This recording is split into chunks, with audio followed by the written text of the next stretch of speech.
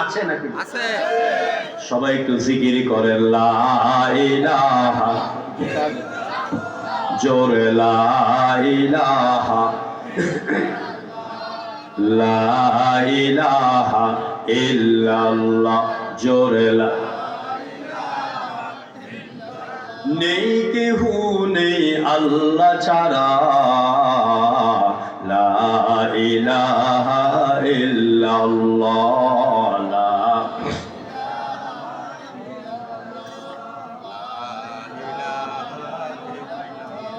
ফুলের ঘ্রাণে ঘ্রাণে, ফুলের গুঞ্জরণে, ওই নামেরই সুর শোনা যায়, ওই নামেরই সুর শোনা যায়।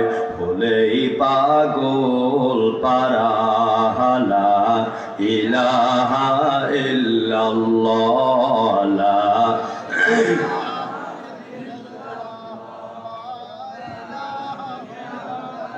লা ইলাহা ইল্লাল্লাহু মুহাম্মাদুর রাসূলুল্লাহ সাল্লাল্লাহু আলাইহি ওয়াসাল্লাম।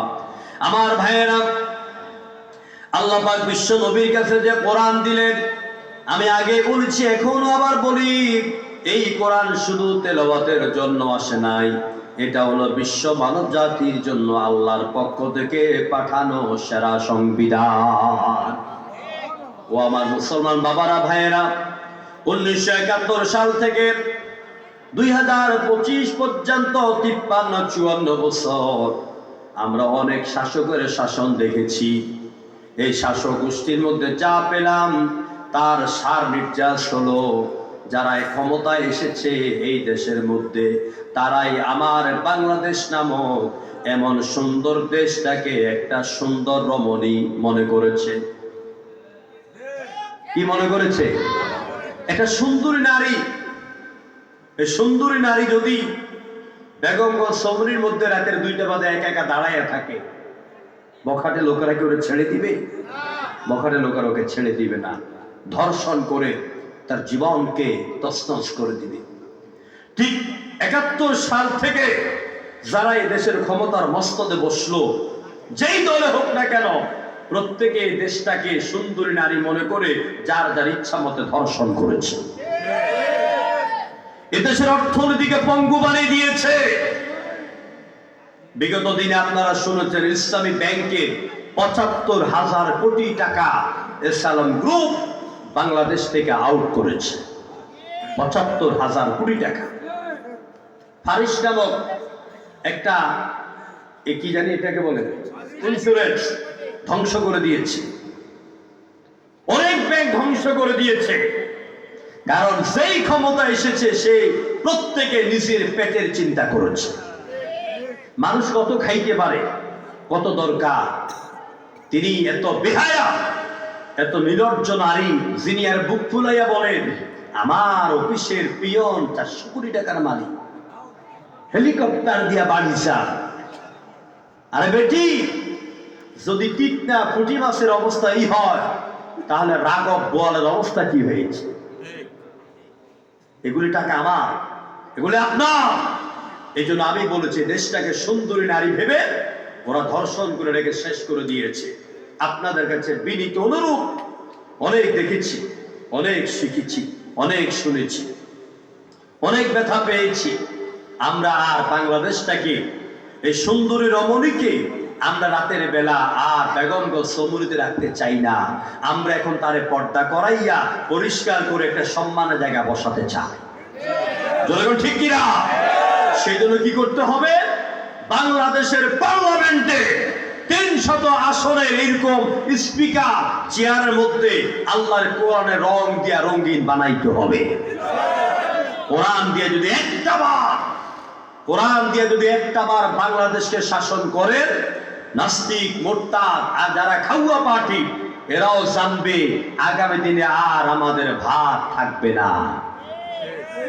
কারণ যারা কোরআন দিয়ে দেশ শাসন করে, এরা আখিরাতকে ভয় করে। কারে ভয় করে? এরা আখিরাতকে ভয় করে। হযরত ওমর রাদিয়াল্লাহু তাআলা আনহু কোরআন দিয়ে জীবনটাকে সাজালেন। রাতের গভীরে আল্লাহর দরবারে দুহাত তুলে কান্দেন, নাই আল্লাহ তাআলা, আমার শাসন ব্যবস্থার সময় আমার অজান্তে যদি ফোরাত নদীর তীরে একটা কুকুরও না খেয়ে মারা যায়, আয় আল্লাহ পাক, না জানি কিয়ামতের ময়দানে তোমার দরবারে দাঁড়াইয়া জবাব দেওয়া লাগে। দেখছেন কোরআন কি নেতা তৈরি করে দিয়েছে।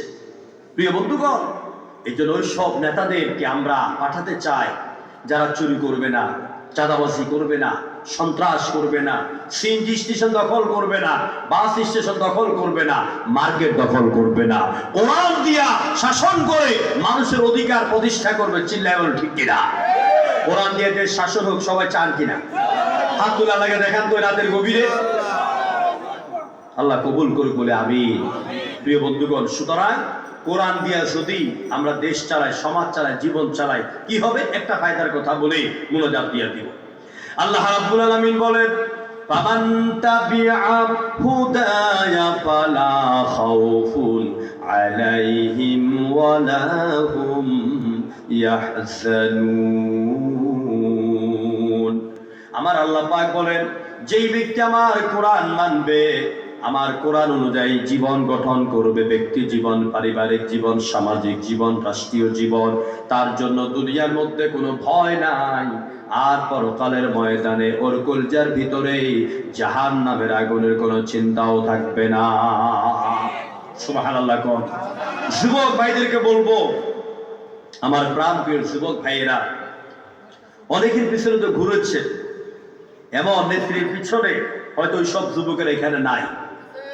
এমন নেত্রীর পিছনে ঘুরেছেন যে নেত্রীর বিরুদ্ধে বা নেত্রীর বাপের বিরুদ্ধে কেউ 19-20 বললে থানাতে ফোন কইরা তার উপর জুলুম নির্যাতন করতে।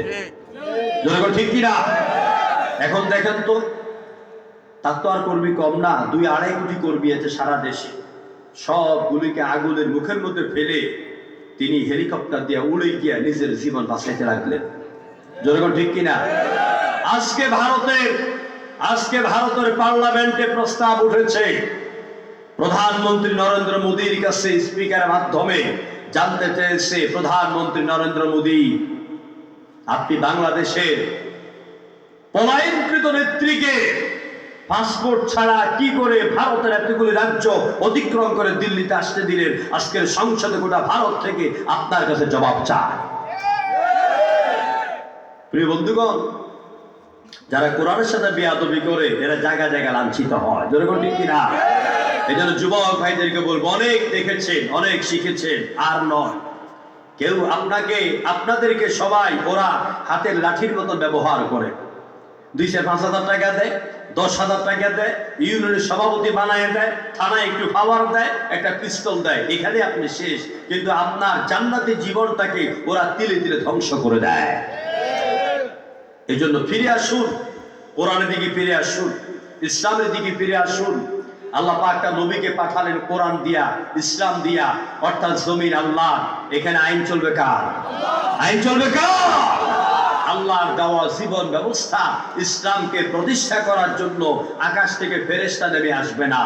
এ দায়িত্ব পালন করতে হবে আমাকে, আপনাকে, কারণ আমি আপনি আল্লাহর পাঠানো খলিফা।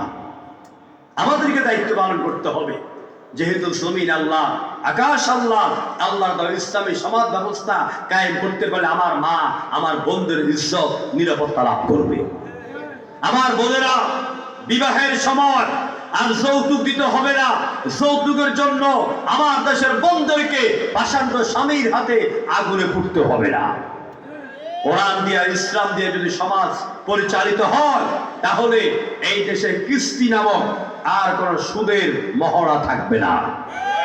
যেই ঘরে কিস্তি ঢুকেছে, কান খুলে শুনে রাখো মুসলমান, যেই ঘরে কিস্তি ঢুকেছে, আমি আল্লাহর নামে কসম করে বলে যাই, ওই ঘর থেকে আল্লাহর রহমত, শান্তি চিরতরে বিদায় হয়েছে। কিস্তি টাকা টানতে টানতে বাংলাদেশে অনেক ঘটনা আছে। টাকা যখন দিতে পারে না, তখন কিস্তি আদায়কারীর হাতে নারীরা তাদের ইজ্জত তুলে দিতে হয়।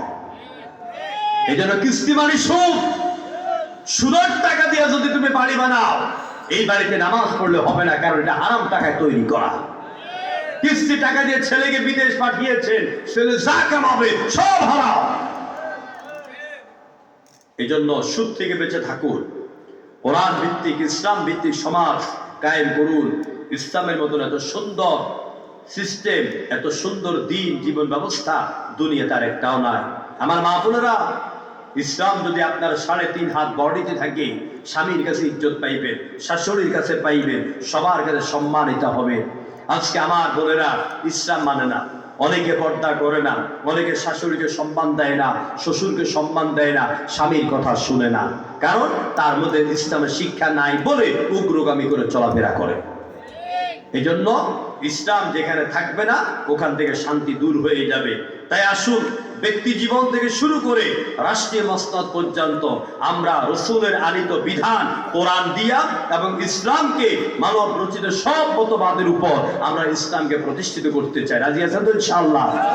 এই জন্য যুবক ভাইদেরকে তৈরি হতে হবে। 1971 সালের যুবকেরা মাথা ছাড়া দিয়ে উঠেছে বলে আমরা ভিন দেশ পাকিস্তান থেকে দেশকে মুক্ত করতে পেরেছি। 2024 সালে এই দেশের দামাল ছেলেরা, যুবকেরা যখন তারা ঐক্যবদ্ধ হলো, তখন জালিমের পতন ঘটাতে পেরেছে। সুতরাং নোয়াখালীর যুবক ভাইদেরকে আরেকবার মাথা উঁচু করে দাঁড়াতে হবে। এই দেশে আবার যুদ্ধ হবে, আরেকবার যুদ্ধ হবে, আরেকবার সংগ্রাম হবে, আরেকবার লড়াই হবে। সেই লড়াইটি হচ্ছে বাংলাদেশের আদালতে, বাংলাদেশের সুপ্রিম কোর্টে, বাংলাদেশের পার্লামেন্টে, বাংলাদেশের গণভবনে লাল সবুজের পতাকার সাথে কালেমা খচিত একটা পতাকা উড্ডীন করার দায়িত্ব আমাদের মতো যুবকদেরকে নিতে হবে। চিল্লা বলো ঠিক কিনা? প্রিয় বন্ধুগণ, সে আহ্বান জানিয়ে, পুরোপুরি ইসলাম মানার আহ্বান জানিয়ে, 5 ওয়াক্ত নামাজি হওয়ার জন্য, মসজিদমুখী হওয়ার জন্য আব্বা আম্মার খেদমত করবেন, সম্মান করবেন, স্ত্রীকে সম্মান দিবেন, হারাম থেকে বেঁচে থাকবেন এবং মাহে রমজানের পবিত্রতাকে স্বাগত জানাবেন। সে আহ্বান জানিয়ে মাহফিল কর্তৃপক্ষ সহ যারা এতক্ষণ কষ্ট করে বসেছিলেন সবাইকে আন্তরিক মোবারকবাদ জানিয়ে আলোচনা শেষ করছি।